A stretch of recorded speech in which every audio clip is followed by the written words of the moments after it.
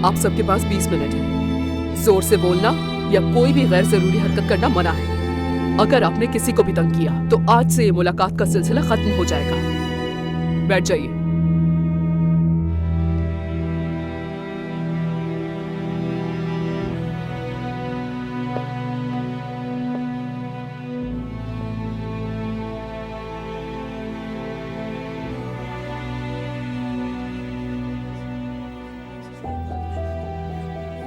अनम,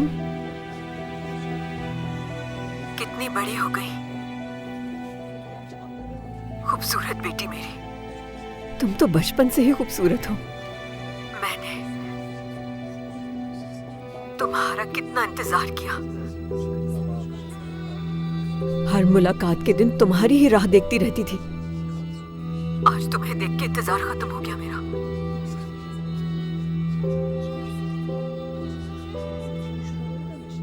मैंने तुम्हें बहुत सारे खत लिखे, तुमने कभी जवाब ही नहीं दिया। क्यों? क्या तुम्हें कोई खत नहीं मिला? खैर कोई बात नहीं, अब तुम यहाँ आ गई हो ना,